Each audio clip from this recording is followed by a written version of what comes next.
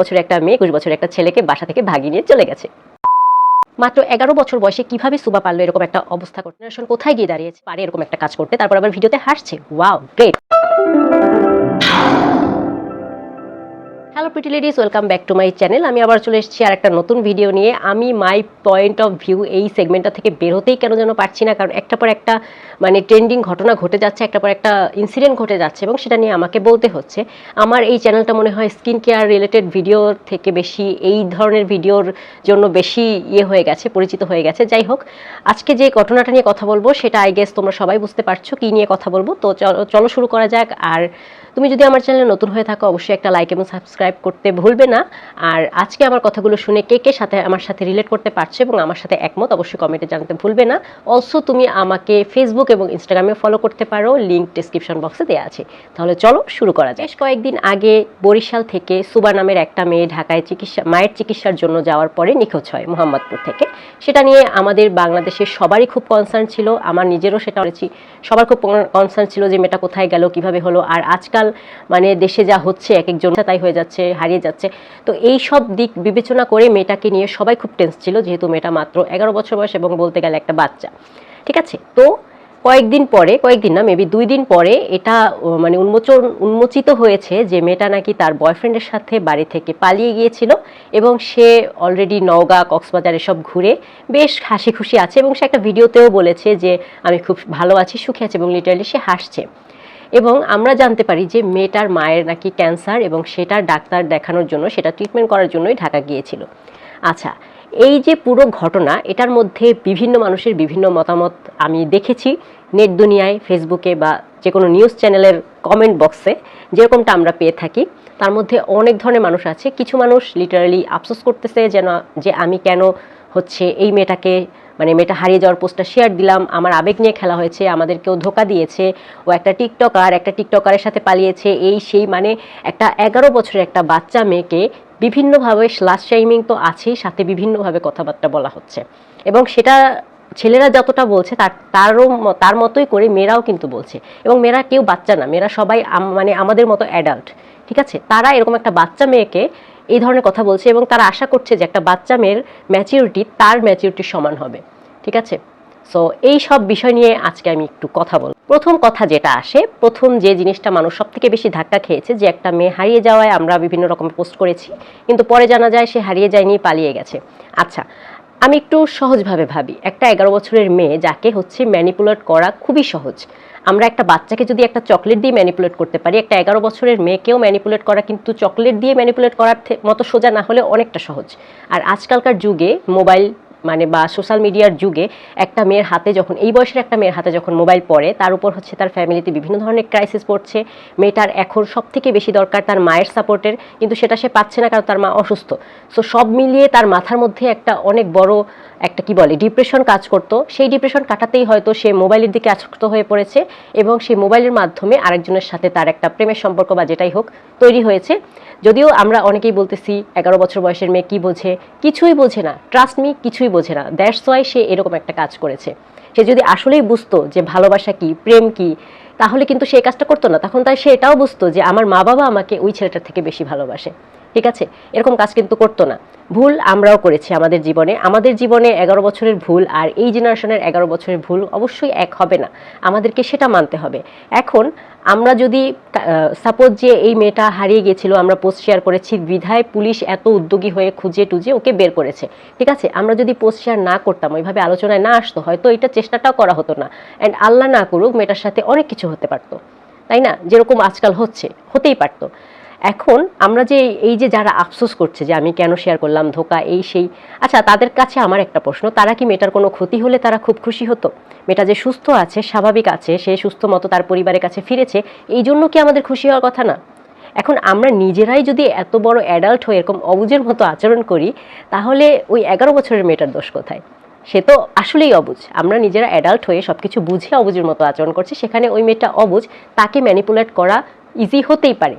আর শুনলাম যে যেই ছেলেটার সাথেও গেছে সেই ছেলেটার বয়স 21 বছর। এখন আমার কথা হচ্ছে, মেয়েটার মাথায় সমস্যা, মেয়েটার ম্যাচিউর না, মেয়েটা অনেক কিছু বোঝে না, মেয়েটার দোষ সব মেনে নিলাম, মেয়েটার প্যারেন্টিংয়ের দোষ সব মেনে নিলাম, কিন্তু 21 বছরের যে ছেলেটা মেয়েটাকে ম্যানিপুলেট করে বাসা থেকে বের করে নিয়ে গেছে, তার সমস্যাটা কেন আমরা তুলে ধরছি না?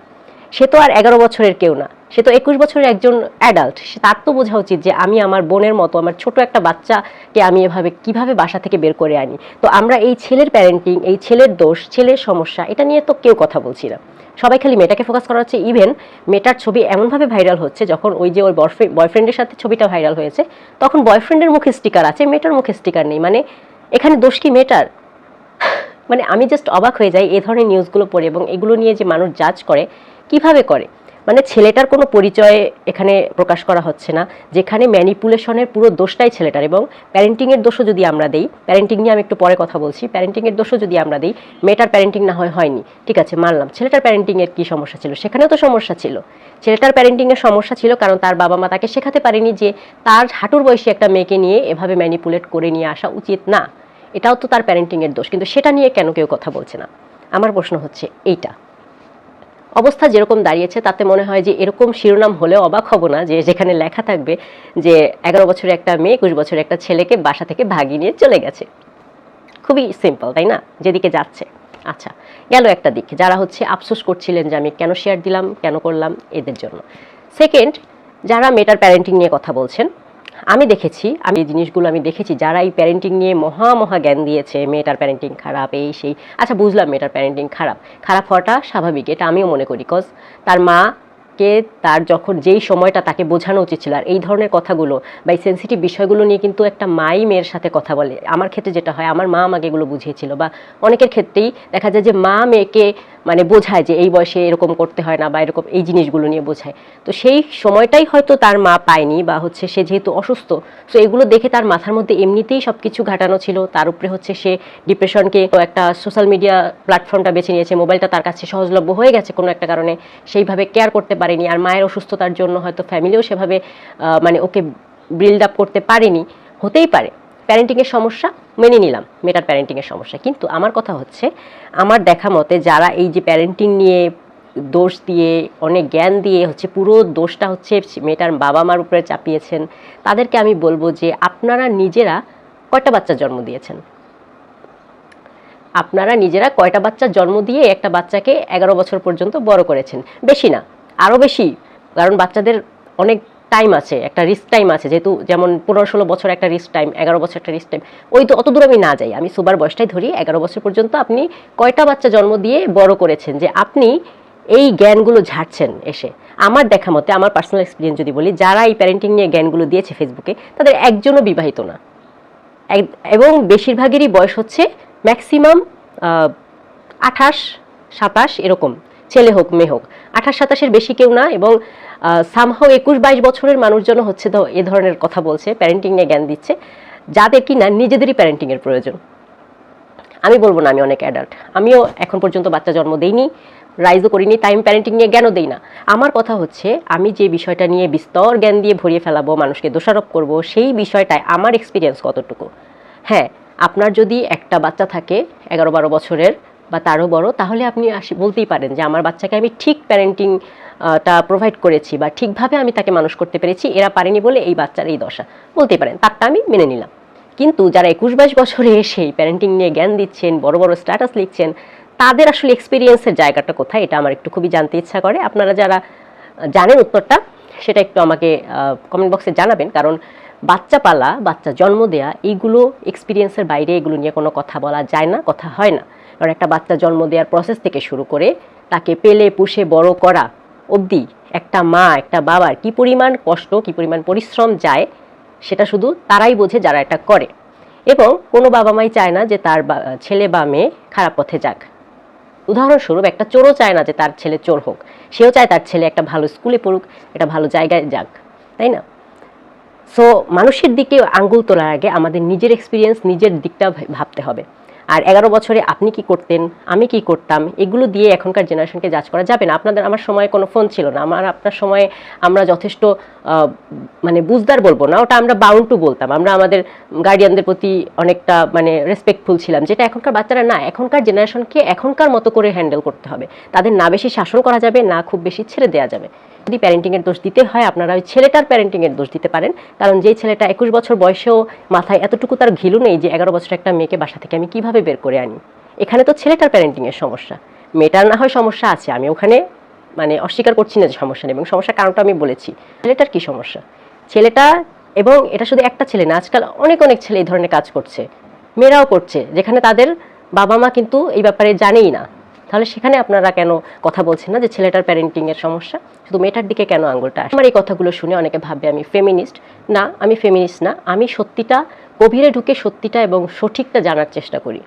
আমি বলবো না মেয়েটা ঠিক করেছে, অবশ্যই মেয়েটা ভুল করেছে, কিন্তু ভুল করার পেছনে কি আছে সেটা আমরা যদি না খুঁজে বের করি, শুধুমাত্র মেয়েটাকে দোষারোপ করতে থাকি, তাকে ট্রল করতে থাকি, তাকে ভাইরাল করতে থাকি, এই মেয়েটা সারা জীবনটা পড়ে আছে, ও ভবিষ্যতে এই জিনিসগুলো একটা ট্রমার মতো একটা ওর মাথায় নিয়ে মানে বড় হবে। এখন হয়তো কিছু বুঝতেছে না, আজ থেকে 5 থেকে 10 বছর পরও যখন বুঝবে ব্যাপারটা, তখন ও সারাটা জীবন কি পরিমাণ ট্রমার মধ্যে কাটাবে, এটা কি একবারও ভেবে দেখেছেন? এই মেয়েটা হতে পারতো আপনার সন্তান, আপনার বোন, যে কেউ হতে পারতো। একটা মেয়ের গায়ে যখন এরকম একটা সমস্যার গালি লেগে যায়, তখন সেই মেয়েটা অ্যাটলিস্ট আমাদের দেশে সার্ভাইভ করা যে কতটা কঠিন, আই গেস সেটা ছেলেরা না বুঝুক, ছেলেরা এগুলো বোঝে না, আমি সেটা সাইডে রাখলাম, মেয়েরা তো বোঝা উচিত। বাট আমি দেখতেছি না, মেয়েরাও এটা নিয়ে ট্রল করতেছে, যাচ্ছে তাই ট্রল করতেছে, মানে এত বাজে বাজে ট্রল। আমি জাস্ট ভাবতেছি যে একটা 11 বছরের মেয়েকে নিয়ে এ ধরনের ট্রল। তুমি মেয়ে হয়েছো, তার মানে তোমার বয়স 11 হোক, 1 হোক, 4 হোক, 31 বা 21, 41 যাই হোক না কেন, তোমার দোষ, তুমি মেয়ে, ইয়াস, এটা তোমার দোষ।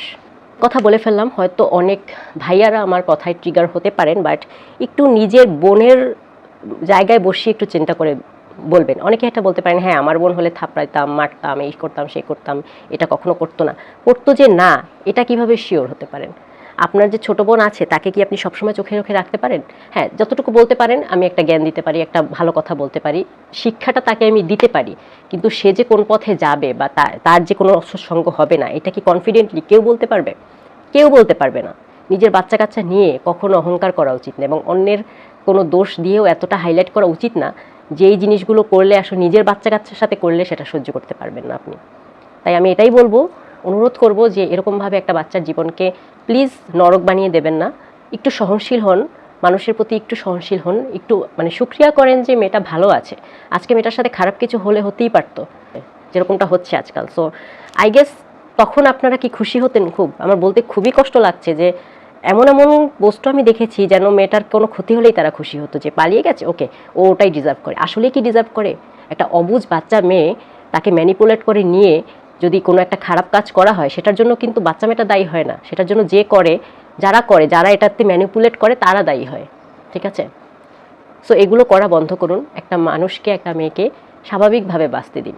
একটা বিভিন্ন খারাপ কাজের জন্য আমরা আল্লাহকে বলি যে কেন আমার সাথে এটা হচ্ছে, আমি তো কারো ক্ষতি করিনি। আপনি যে এই জিনিসগুলো করছেন না, এগুলোও কিন্তু মানুষের ক্ষতি। আপনি একটা দুম করে পোস্ট দিলেন, দুম করে একটা কমেন্ট করে বাজে কথা বললেন, আপনার হয়তো মনে হলো এটা তো বলাই যায়, কিন্তু যাকে বললেন তার যে কষ্টটা লাগে, সেই কষ্টটা যে আপনার উপর অভিশাপ হয়ে পড়বে না, এটা কিভাবে আপনি শিওর থাকেন? সো আমরা যাই করি, যাই ভাবি, যা লেখি সোশ্যাল মিডিয়ায়, সব একটু বুঝে শুনে লিখি, একটু সহনশীল হই, দেখবেন যে জীবনে অনেক শান্তি, নিজেও শান্তিতে থাকি, অন্যকেও শান্তিতে বাঁচতে দিই। বলার অনেক কিছু বলে ফেলেছি, আশা করি আপনাদের বোঝাতে পেরেছি, আর বোঝাতে না পারলে কিছু করার নেই। যারা আমার সাথে একমত অবশ্যই আমাকে কমেন্টে জানাবেন, আর আমরা সবাই সবার জন্য দোয়া করি যেন আমাদের ভবিষ্যৎ প্রজন্মকে আমরা এরকম কোনো ঘটনার থেকে রক্ষা করতে পারি। দেখা হবে নতুন কোনো ভিডিওতে, ততদিন পর্যন্ত ভালো থাকো, সুস্থ থাকো, বাই।